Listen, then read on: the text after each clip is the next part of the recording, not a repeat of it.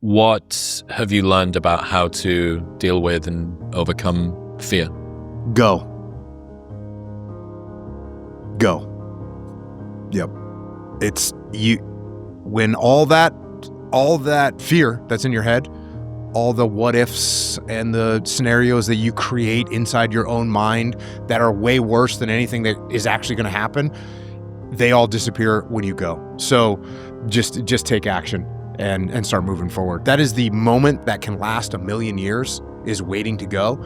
And I found I'm pretty good at it now, where, I'm like, oh yeah, I know what that is. And I'm going, and then that's it. And once you go, driving, even, speaking of being in combat, if we were driving to a target and so you're going to go hit a target somewhere, and driving to the target, the closer you get, you're thinking about all the things that go wrong, all the bad things that are going to happen, all this stuff.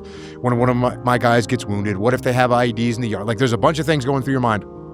Once you stop, get out of the vehicle, all those things go away. Yep. And you're doing the thing, and you're not worried about it anymore. And so let's just go. That's the answer. So action is an antidote to anxiety. Then. Man, action's an antidote to all kinds of problems. Yeah.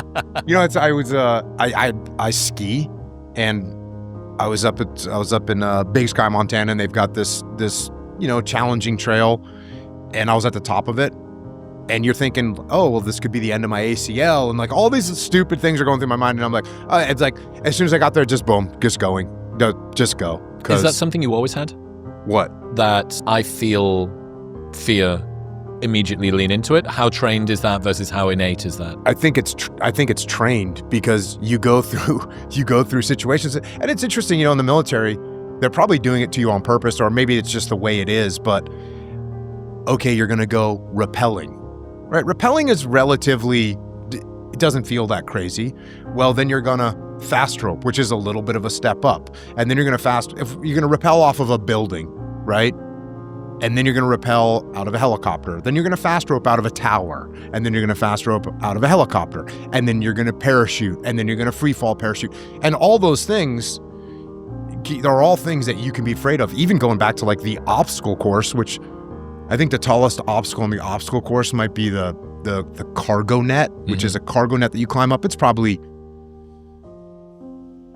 I don't know how tall it is, but it's tall enough that you are not going to be in good shape if you fall. Yep. And you have to climb up the cargo net, and then you have to go over the top of it and then climb back down the other side.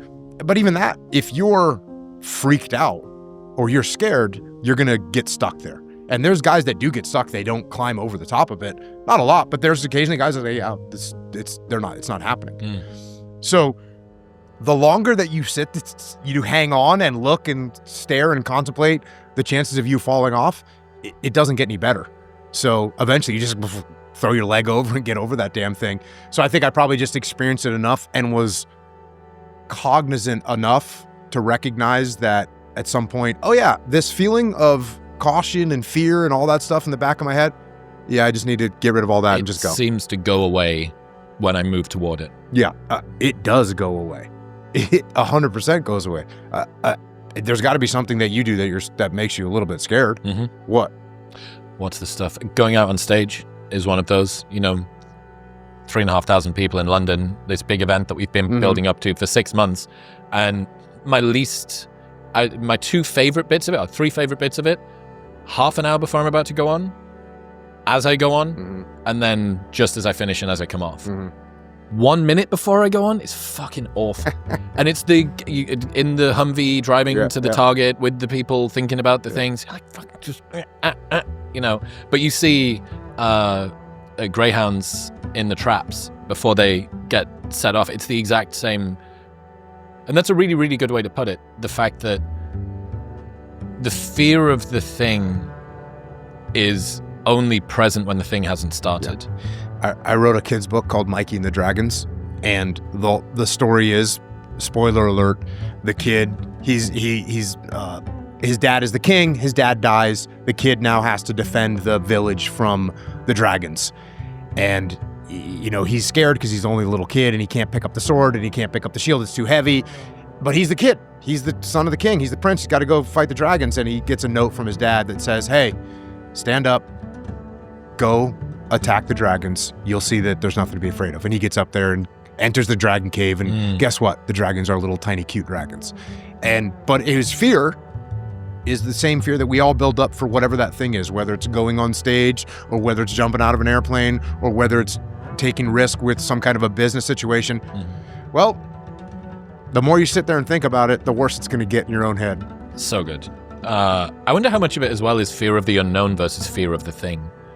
It's like the story that I've told myself. It's the fact that there's uncertainty on the other side of this, and that I like control, that here is order and there is chaos. And I don't want to lose some of this beautiful order by stepping into the chaos. But as you do, you realize that it's not that you that merges with you. It's that you push this out of the way.